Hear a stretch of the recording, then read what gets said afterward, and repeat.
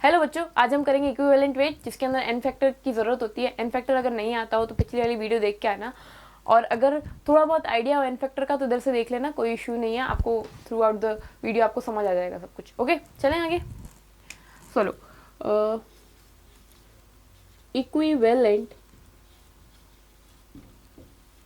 Wait. So equivalent weight हमारा formula क्या होता है? So formula is molar mass upon N factor. मैंने आपको कहा था एन फैक्टर का रोल आएगा। सो एन फैक्टर डिवाइड में होता है। एन फैक्टर जो होता है वो हमारे रिएक्शन पे डिपेंड करता है, मॉलिक्यूल पे डिपेंड नहीं करता। ये हम पहले वाली वीडियो में देख चुके हैं, तो क्वेश्चन देखेंगे तो भी और क्लियर होगा। सो क्वेश्चन देखते हैं। सबसे पहले अपन एसिड का, एसिड के ऊपर क्वेश्चन देखते हैं। सो क्वेश्चन क्या है हमारा? Question is that H2SO4 plus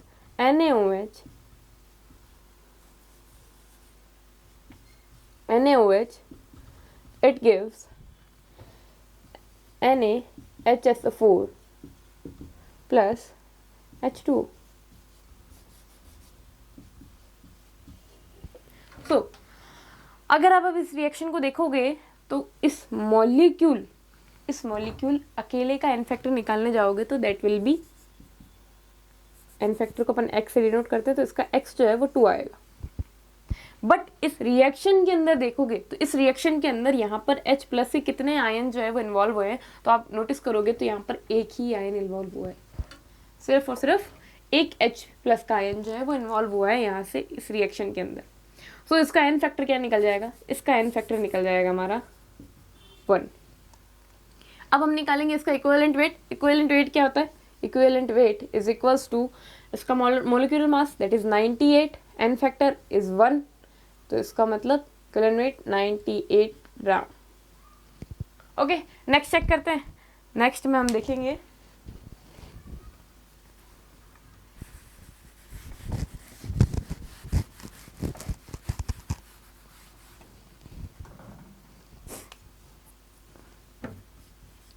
H2SO4 plus 2 NaOH, it gives Na2SO4 plus H2O।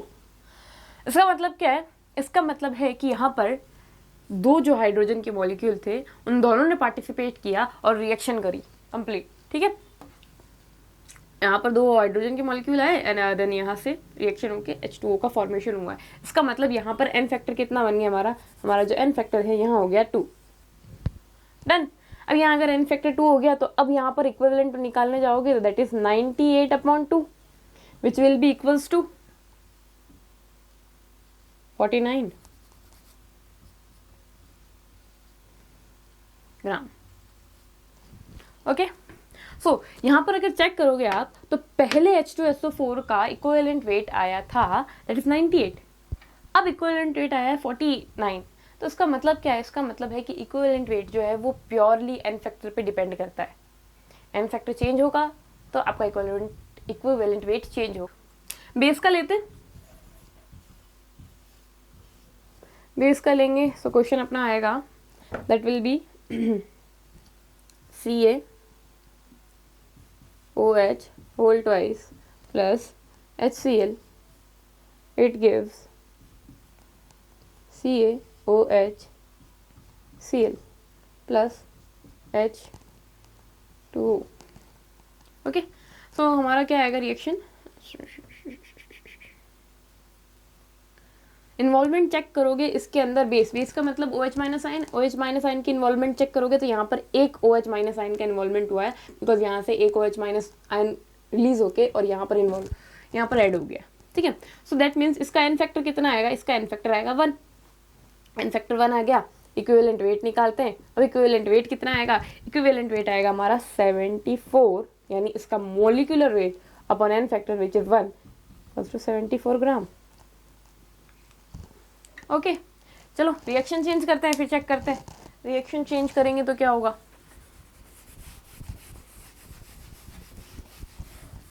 Now next reaction is CaOH whole twice plus 2HCl it will gives you CaCl2 plus 2H2O. Great. अब इसके अंदर क्या हुआ, इसके अंदर अगर आप चेक करोगे तो OH के दोनों आयंस जो है वो इन्वॉल्व हुए, तो यानी इसका एन फैक्टर कितना आ गया, इसका एन फैक्टर आ गया 2. अब इसका इक्विवेलेंट वेट कितना आएगा, इसका इक्विवेलेंट वेट जो है वो आपका आएगा 74/2 which is equals to 37 gram. Same चीज यहाँ पर हुई है. एसिड चेक कर लिया, बेस चेक कर लिया, अब सॉल्ट चेक करते हैं. तो सॉल्ट के अंदर अगर हम देखेंगे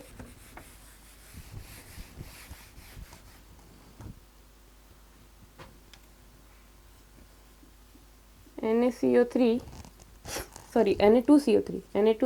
plus HCl, it will give you NaHCO3 plus NaCl. Okay. अब यहाँ अगर इन्वॉल्वमेंट चेक करोगे आप तो यहाँ पर एक सोडियम की इन्वॉल्वमेंट हुई है, यानी Na प्लस, बिकॉज यहाँ पर NaCl फॉर्मेशन हुआ है ना, सो Na प्लस. या फिर आप चेक करोगे तो यहाँ ओके हाँ, यहाँ पर एक Na पॉजिटिव चार्ज की इन्वॉल्वमेंट हुई है. अभी हम बात कर रहे हैं सॉल्ट की. एसिड के अंदर हम H प्लस आयन कितना इन्वॉल्व हुए ये चेक करते हैं, बेस के अंदर OH माइनस कितने इन्वॉल्व हुए ये चेक करते हैं, सॉल्ट के अंदर हम ये देखते हैं कि चार्ज कितना इन्वॉल्व हुआ है. तो यहाँ पर +1 का चार्ज यानी एक चार्ज इन्वॉल्व हुआ है. Okay, so N will be equals to N और X जो हम जिसे N फैक्टर कहते हैं that will be equals to 1. अब हम इसका इक्विवेलेंट वेट निकालते हैं. Now which will be equals to 106/1.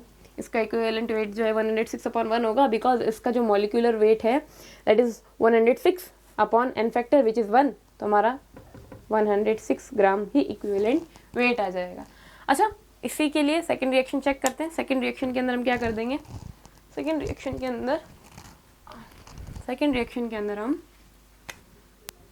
2 HCl ले लेंगे और 2 NaCl का फॉर्मेशन हो जाएगा और प्लस कर देंगे हम H2O plus CO2.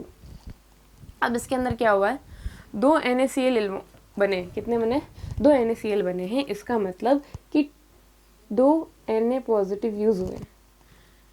2 Na positive यानी चार्ज जो है वो 2 times Na plus 2 positive charge use हुए, यानी कि इसका N फैक्टर बन जाएगा, 2.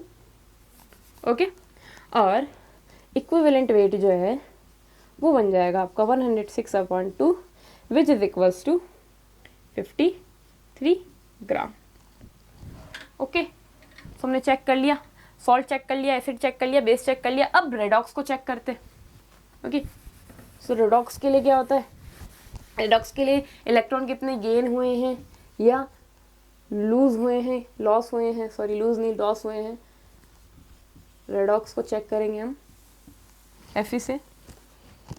Okay, so redox is Fe2 plus, हम भेज देते हैं Fe3 प्लस और एक इलेक्ट्रॉन जो है वो और बाहर निकाल दिया. दैट मीन्स एक इलेक्ट्रॉन को रिलीज हुआ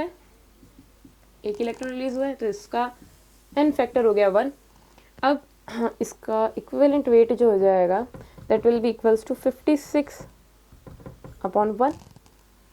okay, so which is 56 gram. Next check करते हैं, अगर हम इसी को लें और इसके ऊपर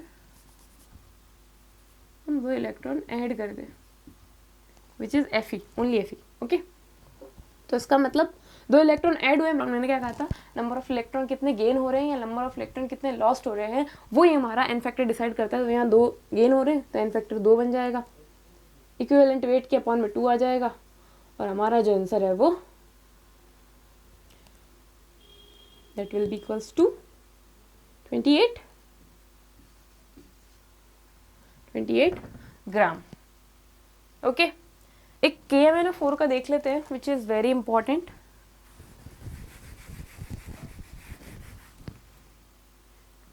ठीक है,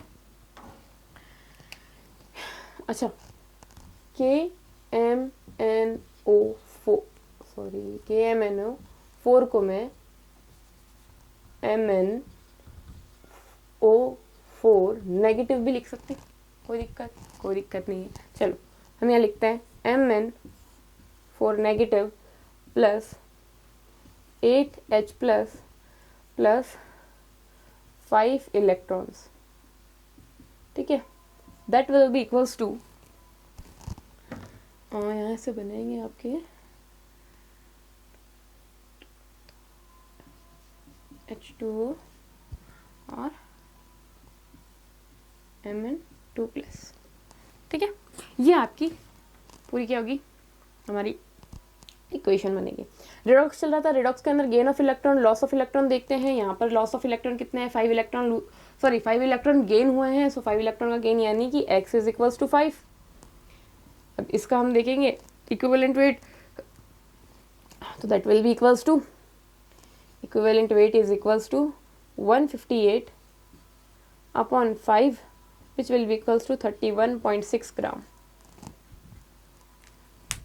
ओके, सो आज की वीडियो में इतना ही। हमने क्या देखा, हमने ये देखा कि इक्विवेलेंट वेट निकालने के लिए एन फैक्टर ज़रूरी है। जैसे जैसे आपका एन फैक्टर चेंज हो जाता है वैसे वैसे इक्विवेलेंट वेट भी चेंज हो जाता है सेम कंपाउंड का। तो एन फैक्टर पता होना ज़रूरी है। एन फैक्टर नहीं पता है कैसे निकालते हैं, मैंने कैसे निकाला, लास्ट वीडियो चेक करना, डिटेल में बता रखा है कैसे एन फैक्टर निकालते हैं। ओके, एक MCQ ले लेते हैं हम, ठीक है, जिससे आपको क्लियर होगा एन फैक्टर वाली चीज़। दिस क्वेश्चन है, which one of these have minimum equivalent weight. Okay, तो पहला हमारा ऑप्शन है H2SO4, दूसरा हमारा ऑप्शन है H3PO4 एंड तीसरा हमारा ऑप्शन है विच इज़ HCl। तीनों एसिड है, मैं आपको बता देती हूँ। इसके अंदर जो हमारा X आएगा दैट विल बी 2। अगर हम कंप्लीट रिएक्शन कराते हैं तो है ना, तो यहाँ पर 2 हाइड्रोजन रिलीज होंगे, 2 H+ के आयन रिलीज होंगे। यहाँ पर चेक करोगे तो यहाँ पर X will be equals to 3, यहाँ पर चेक करोगे तो यहाँ पर X will be equals to 1। जिसका एन फैक्टर सबसे ज़्यादा